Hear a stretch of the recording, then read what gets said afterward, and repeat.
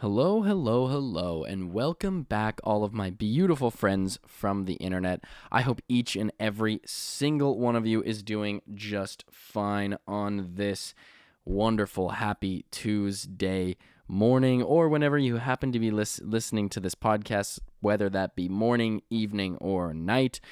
I am your host, Luke Dick. Welcome to the Reddit Asks Us podcast, the podcast where we read and react to comments from r/Askreddit. Remember, if you're watching on YouTube, please remember to like, comment, and subscribe. If you're listening on Apple Podcasts, Spotify, wherever else you get your podcast, please leave us a rating and also please leave us a review. Now, you can also answer this week's Reddit question. Yes, that is right. You can answer the question by clicking the description of the episode in Spotify.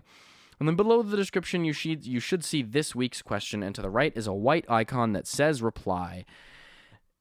You will be notified when your response is published on Spotify, and you, as well as people within the Reddit Asks Us community and anybody else who accesses the podcast on Spotify, will be able to see these responses when they click on the episode. And it is just a great way to get engagement from all of you wonderful, lovely people out there. So, with that said, why don't we go and explore last week's episode? So thank you all so much. We are consistently getting over 200 downloads every single week of this show, which is just unbelievable. And I want to really encourage, just kind of hammer home the point there about replying to the replies. I mean, I get replies, which is amazing that I do, and I'm so thankful. But please do reply on Spotify, because I just love hearing from you, and I can't imagine being disappointed by hearing from any more of you. So thank you all so much for doing that. So we got 2 replies from last week's episode. So last week's episode was, what was a moment you were so ashamed of yourself? Phil Savannah says, mine was when I hooked up with the pterodactyl girl again after weeks after walking in on the event. Hands down, that is so funny. Gotta say, though, best I've ever had. Keep up the good work, LD. Thank you so much, Phil Savannah. I can't remember what episode that was where Phil commented this, but Phil told us a very interesting story about, and it kind of explained to the audience what a pterodactyl was, and I guess that means you're kind of getting entered in by all the orifices you have, and you're also doing other things while that's going on. And he walked in on this, and then he also, I guess, hooked up with this girl. That's awesome, man. That is just a great story. So thank you so much, Phil, for commenting. And it's weird that whenever I hear LD as like a nickname, I always think of Larry David, because that's what they call him in Curb Your Enthusiasm. They call him LD. So any chance that I happen to get the nickname LD, I'll definitely gladly accept that. Because I love Larry David and I love Curb Your Enthusiasm. Shout out Curb Your Enthusiasm, and shout out Larry David, and shout out Phil Savannah. So thank you so much. Next one comes from Bill. In class, some girls asked me if I was going to the school volleyball game that day, and I said no, because I was going to go home to play video games. Makes me want to die every time I think about it. Hey, man, don't even beat yourself up about it. I am like the most oblivious person ever. I literally once had a girl, oh, this is so embarrassing. My girlfriend at the time, we were home, like, alone in her basement, hanging out, and literally every like 2 seconds she would like lean closer into me, prompting for me to kiss her, but I just didn't, because I was so like, I don't know how like it works in my mind, but I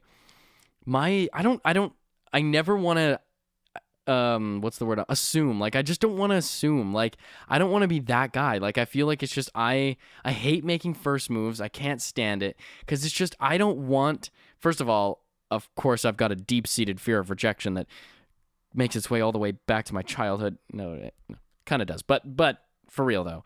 I mean, who doesn't fear rejection? But, like, I don't know. I don't want to feel icky and gross, and just, like, I don't want to feel dominant, you know what I mean? Like in that sense, like I control the situation, like I'm going to control the outcome here, like I'm just going to kiss you, and like that's me doing this, and like it just feels forceful. Like, I don't like being like that. But then again, it's like, well, then how do you expect a kiss to ever happen, right? Like, you kind of just, I don't know. I don't even really know how I've actually ever had a kiss up until this point. I have no clue. But don't worry, Bill. You are by far not the only person who's experienced that. All right, why don't we just hop into... So thank you all so much for commenting. I hope you comment on this week's episode as well. What's the best example? So this week's episode is, what is the best example of it takes 20 years to build a reputation and 5 minutes to ruin it that you know of? So I'm not going to, make that the episode title or go through all that. I'm just going to be like, what's an example of somebody who ruined their reputation? Or how do you know somebody who ruined their reputation? And I need to do a better job of answering these questions myself before I start the episode, because, there was one teacher at our school who was caught doing some things, even though this person was highly revered at the school and really well liked among the students. But once that information was found out, maybe less so. Maybe it didn't take very long for that reputation to be, flushed down the toilet. All right, first one comes from Hate Cookie. Me. I worked at the same company for 10 years and had an excellent reputation. Some wild stuff went down, and all the managers except for me had to be replaced. My reputation was fine at that point. Then we hired this crazy guy who was lying and saying strange things a lot. Then he was sexually inappropriate with a customer. I reported all of this to my boss. This crazy guy made up even bigger and more compelling lies about me. They believed him. I didn't do anything fireable, but they transferred me to a different location. I was told that I needed to shape up to save my job, despite 10 years of maximum raises and promotions and glowing feedback. 2 days later, the guy was fired by HR because a customer reported him for sexual harassment. Nobody said a word to me. No apology, nothing. I quit in January. Fuck Office Depot. Office Depot. So apparently there's quite a bit of misogyny going on at Office Depot.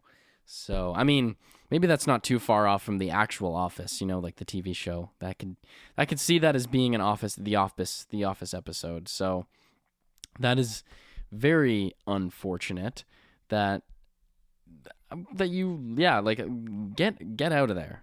You got to get out of there, because I can't believe you lost your reputation because of that. You didn't even do anything wrong. That's whack. Next one comes from Flapjack Mickey. Yes, but in a good way. He ruined a bad reputation. Oh, interesting. So my cousin is special, which is to say autistic. You can just say he's autistic. You don't need to say special and put that in quotes. I think you might be working backwards there. You can just say he's autistic. You don't have to say he's special. That's a little boomery. Okay, that's a little bit of millennial cringe. So my cousin is autistic, which is nothing wrong, or has autism. As such, he got sheltered as a child and teenager by his mother and came into adulthood as a spoiled, sheltered man-child who could barely function socially and wasted his money on stupid stuff. Basically, he was like Chris Chan, but didn't make videos of himself. He went incognito from 90% of the family when he was like 23, 10 years ago, and did his own thing away from the rest of us, and nobody complained about that. We heard about him getting jobs and losing jobs, getting into fights with people, doing drugs, etc., but turns out it was exclusively the bad stuff that got around. Last Christmas, as it turns out, he was clean, no drugs, that spoiled toxic attitude he used to have was gone, and he was cooking burgers for everyone at family Christmas dinner. Wow.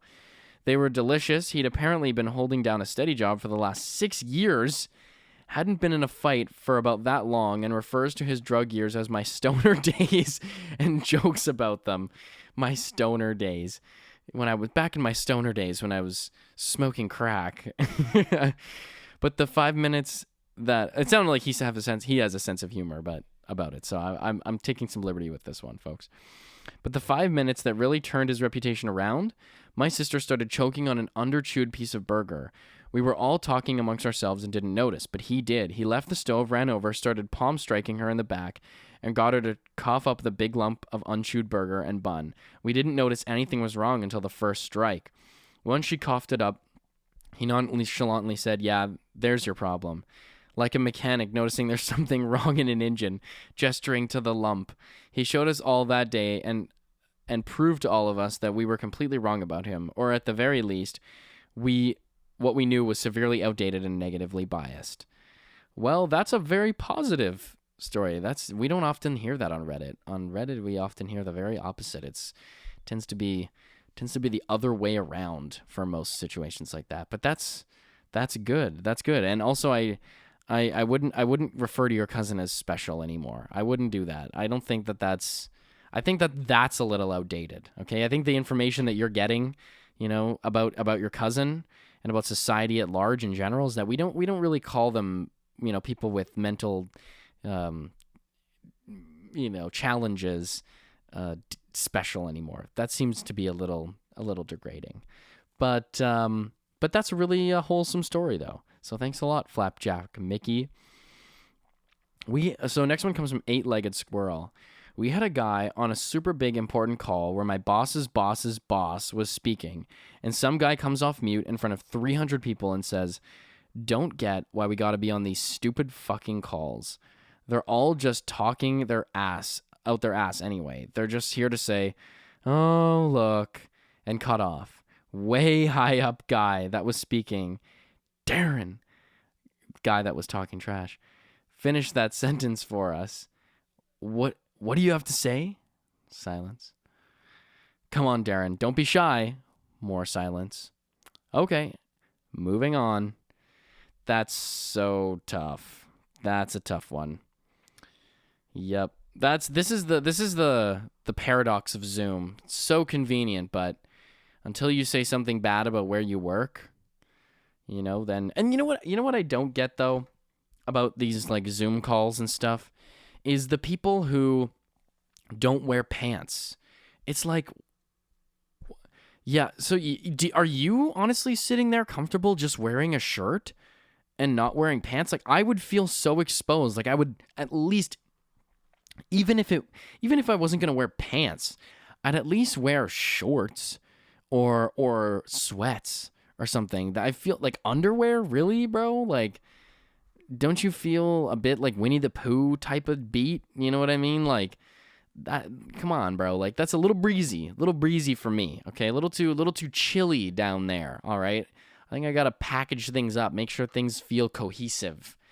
But yeah, that's definitely a tough one. That's a tough one, especially if they're high up. It's like, well, why don't you could just tell us how you really feel? But it's tough because at the end of the day, some companies are whack. And if he was just voicing his honest opinion, just got caught in between a rock and a hard place. Next one comes from Darren Edwards. A minister in my hometown died of autoerotic asphyxiation.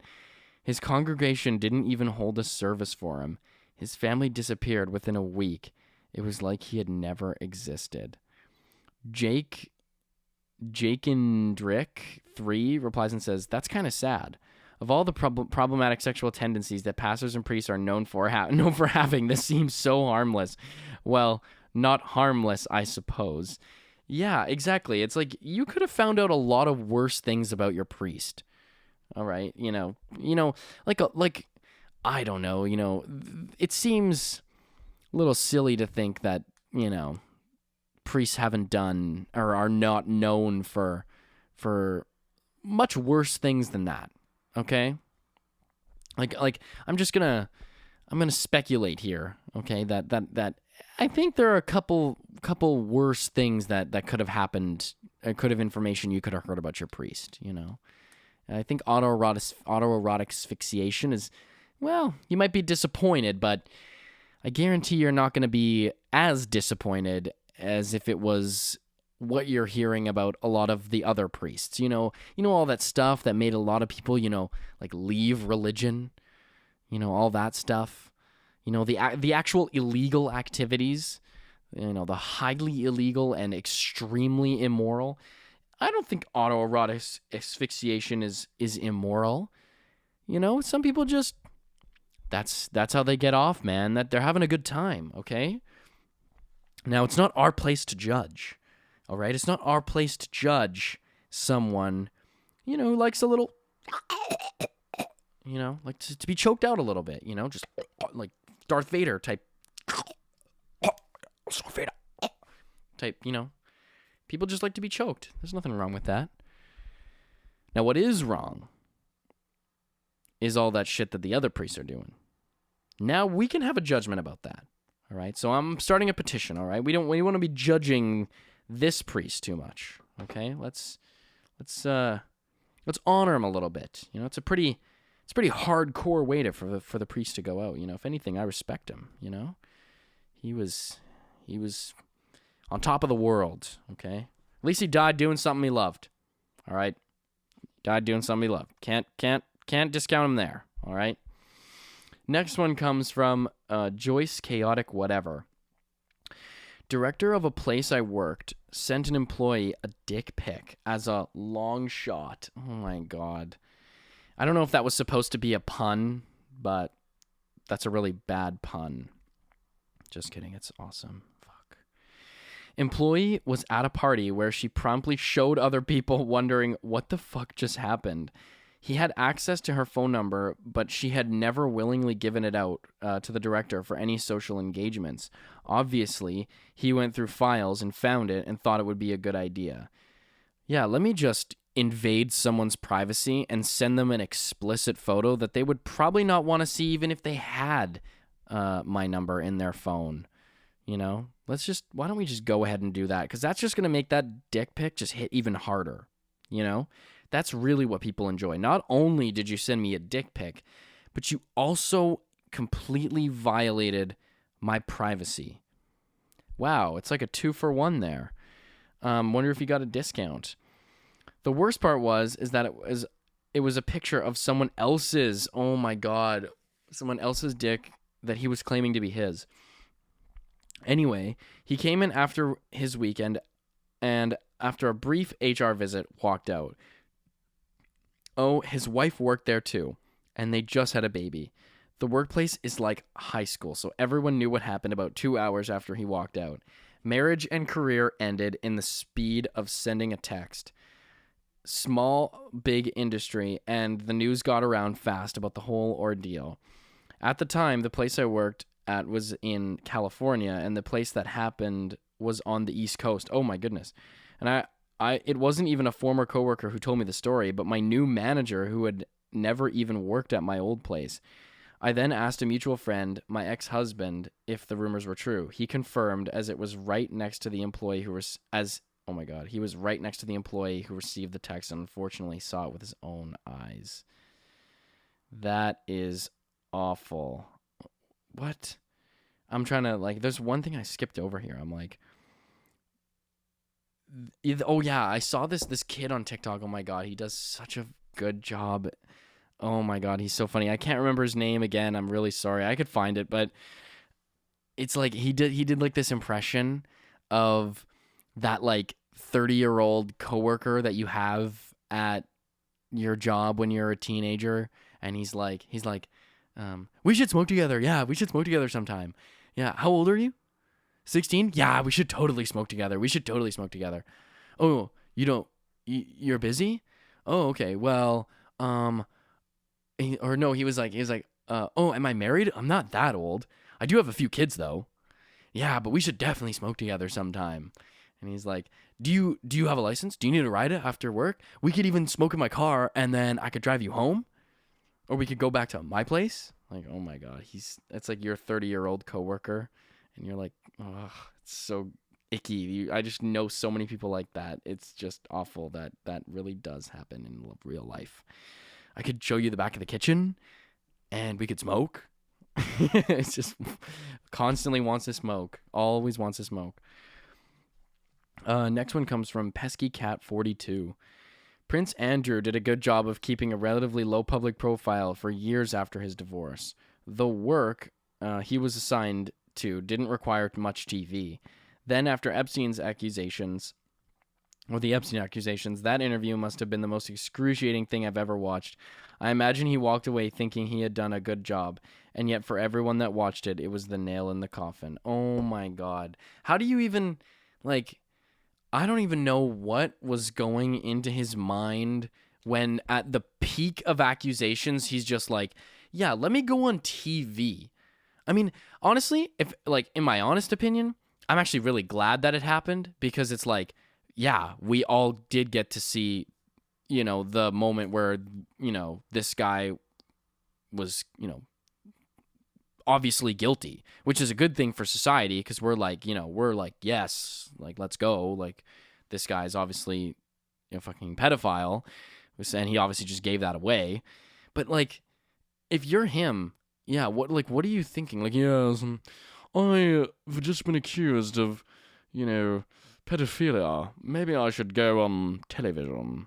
Yes, and talk about it. Oh, and Jeffrey Epstein. Oh, yes, Jeffrey. Yes, I knew him. Yes, we were great friends. Yeah, I mean, well, not that good of friends. No, definitely not. But great man. Love him to death. Love that man to death. Would take a bullet for him. Absolutely. I love him. He is my idol, really, but we're not that close, though. Really not that close. Really, no. Couldn't be different. Couldn't be any more separated. Couldn't be any more different. Nope, not like him, but I love him. I do love him. Don't like him, but I really love him. Yep, that's me. Fucking idiot. But at the same time, yeah, that's just what guys like him are going to do, which is awesome because, now we can publicly shame him. Next one comes from the BFG 420. This reminds me of the guy who sold his old company truck to a used car dealer and ended up seeing it in the news with some terrorists in the Middle East driving it. Mounted guns and everything on the thing, with his business and his name painted on the side. Great advertising. He was forced to close shop after because of the bad rep. Sad when you think about it, since he didn't deserve it, but a great example. Yeah, but at the same time, you think if you're going to sell your work truck to just like random people, that you might want to just take off your logos and your number. If you're shutting down the business, you might as well just, go the whole way. You might as well not really skip over any parts, right? You might as well. At the same time, obviously you're not gonna know, like, oh yes, I really hope that my truck gets used by a terrorist organization. But, yeah, I can imagine he would have got quite a few interesting phone calls. Quite a few interesting phone calls from that whole situation. That would have been very interesting. Yeah, are you the plumber who's associated with ISIS? Oh no, that's not me. I sold my work truck. Okay, never mind. Sorry I called. Wait, were you looking for an ISIS plumber? Yeah, I prefer my plumbers to be full-on terrorists. Oh, this is a good one. Hybrid Octopus says, the backlash on Will Smith for the slap. Yeah, that was big. I lost a lot of respect for Will Smith at that moment too, because I was like, Will Smith has been such a fundamental, integral part of my entire childhood. Because, I spent my preteen years, watching Fresh Prince, and then like once we got Netflix and stuff, I watched the entire show. And, I, Robot was such an iconic movie, Men in Black, like I Am Legend. I watched Hancock when I was a kid. Like, there were just so many movies that Will Smith has been in that were so like fundamental to my childhood. And when I saw him slap Chris Rock on stage, I was just like, really, bro? Like why? Like, what? Like, you don't think that there was just like even just a slightly better way that you could have handled this? Like, even just like a minute, change in behavior. You don't think that there could have been one little thing that you could have just, just before you stepped out, you were like, well, maybe I should just,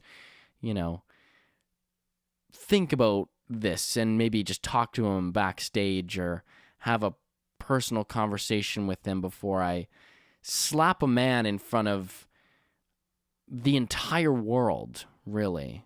You know, that seems not like the greatest decision-making skills right there. But yeah, he lost a lot because of that. And like, I can't remember, but I think he was like slotted to film like a movie or something, and then that got dropped, or I don't even remember. But yeah, that's tough. And nothing ever really came of it, you know, because I think Chris Rock and him must have had some sort of conversation about it. But that's just, it was weird, man.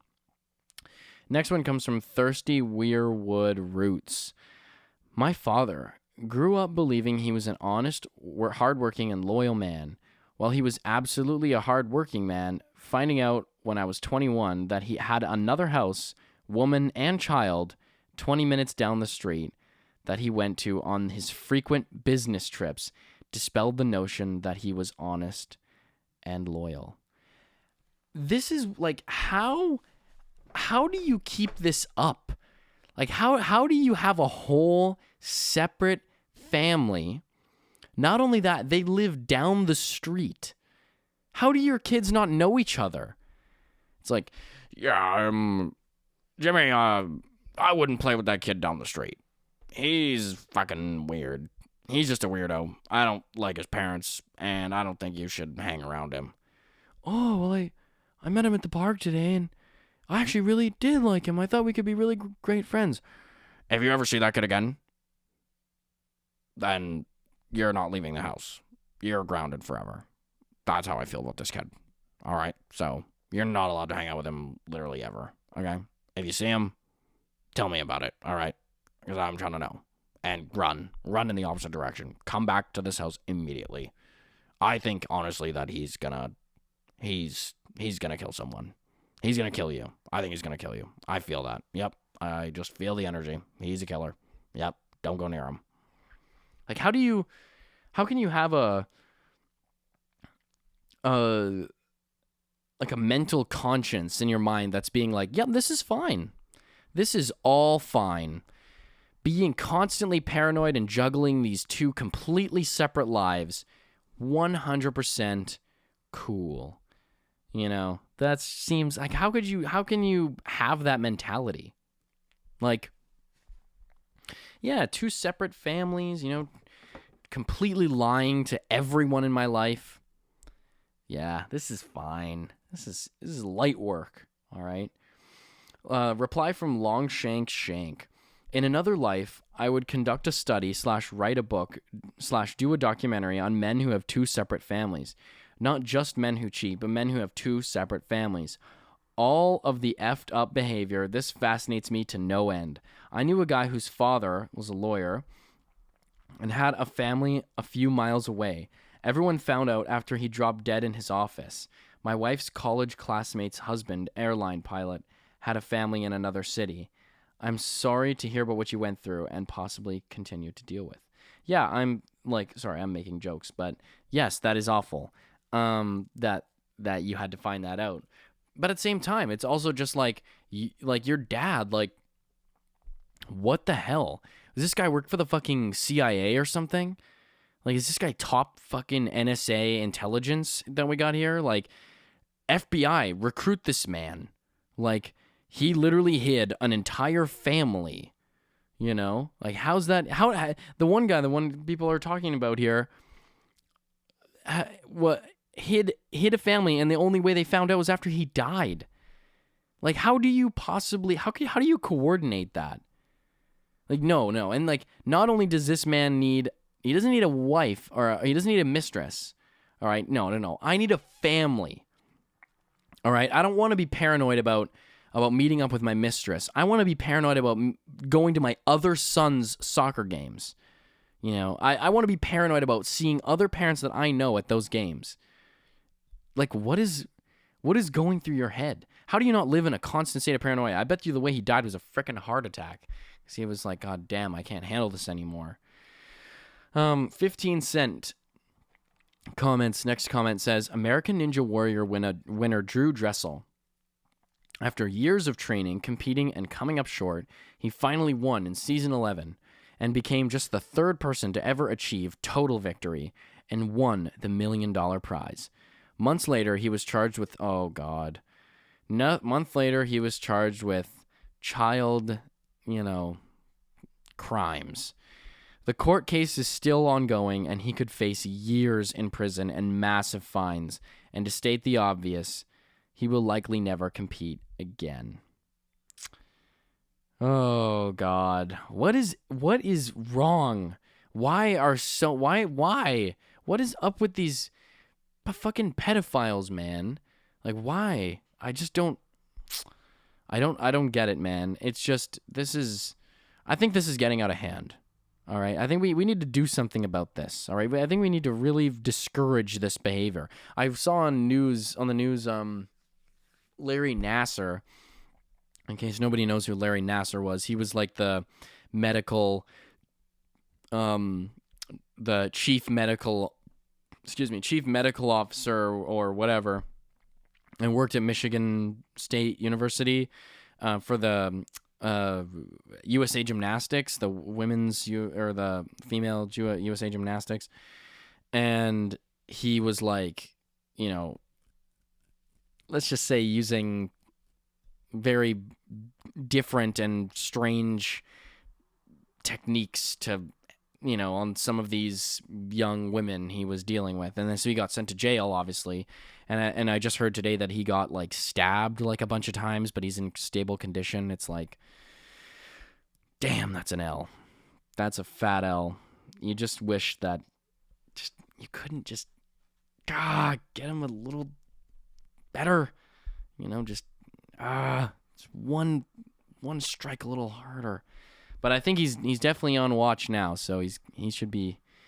I don't foresee that man living a long life. Let's just say that. I don't really see this man living a long and prosperous life. I can't see it lasting too much longer. He can adopt all the health principles he wants, but I don't think I don't think his health is what's going to be coming after him, if you know what I mean.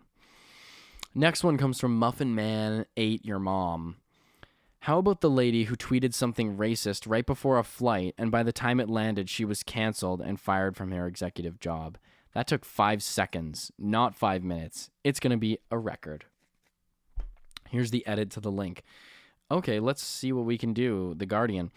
Justine Sacco, PR executive fired over racist tweet. Quote unquote ashamed. A woman sacked as communications director of the New York-based internet empire Interactive Corp have made for having made a puerile tweet that linked AIDS with race, has issued an apology for the millions of people living with the virus. Her tweet was, "Going to Africa. Hope I don't get AIDS. Just kidding. I'm white." What? How do you even have a job? How do you get a career when, like, you don't think that they screened, like, they would have had to ignore some red flags. There's no way you tweet that and that's your only racist tweet.